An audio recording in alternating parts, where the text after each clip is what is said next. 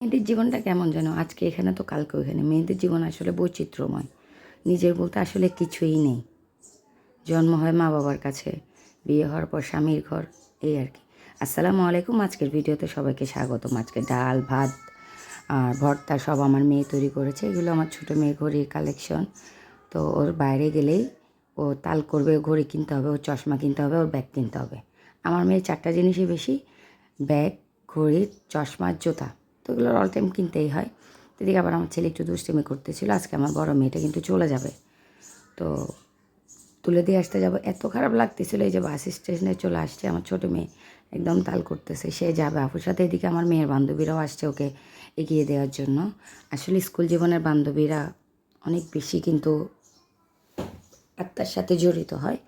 তো স্কুল জীবনের বান্ধবী কিন্তু সবার কপালে থাকে না। এদিকে ওর বান্ধবীরা ওর ব্যাগ ট্যাগগুলো গাড়িতে তুলে দিয়ে আসতে যাচ্ছে। আমি গাড়িতে উঠায় তুলে দিতে পারি না, কেন? ওই যে ছোটো মেয়ের সাথে আছে, আবার দেখলে কান্নাকাটি করবে। আমি একটু দাঁড়াই ছিলাম, ওরা উঠাই দিল। এখন আমার মেয়ে এই যে আমাদের যারা দিকে কান্নাকাটি করে ভাসায় দিচ্ছে, বলতেছে কান্না করিও না, করি না। ও যতবার আমি আসতে নিব তখনও কান্না করবে, বা আমার কাছে থেকে যাওয়ার সময়ও কান্না করবে। কান্না করতেই হবে। তো বলতেছি তোরা দুজন কান্না করলে ছোটো বোনটাও কান্না করবে, কিন্তু কে বুঝে কার কথা। তো এর মধ্যে ছোটো ছোটো ভিডিওগুলো নিচ্ছিলাম। গাড়িটা যখন আসলে টান দিছে, মানে চলে যাচ্ছে, তখন কলিজাটার মধ্যে মনে হচ্ছে কে যেন নিয়ে চলে যাচ্ছে। এত খারাপ লাগতেছিল। ভয়েস দেওয়ার সময় কিন্তু আমার গলা ভার হয়ে আসছিল। খুবই খুবই খারাপ লাগছিল আসলে। এই মুহূর্তটা খুবই কষ্টদায়ক একটা মায়ের জন্য। এদিকে আমার ছোটো মেয়ে কান্না, আমি তো ওর কান্নাটা দেখাইতে পারতেছি না, পরে ও কান্না করবে। ও তো অলরেডি অনেক কান্না করতেছে। তো এদিকে ওরা এটা সেটা দেখাই, মন ভোলানোর চেষ্টা করতেছি। না, ওরা তো নেবু লাগবে, যারা আফু লাগবে। তো এদিকে বলতেছি তুমি কি কিনবা বলো। এখন ওরে একমাত্র কিছু কিনে দিলেই ও শান্ত হবে। তো এদিকে আসলাম।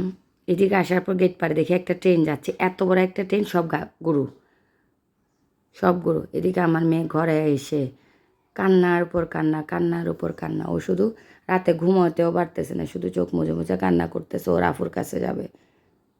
এই জিনিসগুলো আমার কাছে খুব খারাপ লাগতেছে। রাতে একটু ঘুমায় নিয়ে আইছিলাম, ঘুম থেকে উঠে বলতেছে তোর নেবুর কাছে যার আফুর কাছে যাবে।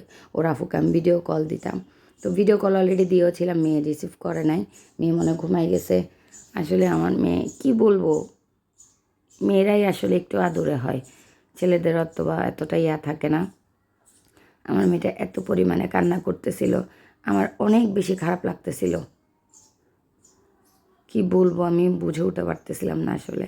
খুবই খুবই খারাপ লাগতেছিল। তাও মেয়েরা বোঝাচ্ছে এটা সেটা দিয়ে, কিন্তু ওই দেখেন চিল্লায় চিল্লায় কান্না করতেছে ওর আফুর জন্য। আজকের ভিডিওটা এতটুকুই। আল্লাহ হাফেজ, আসসালামু আলাইকুম।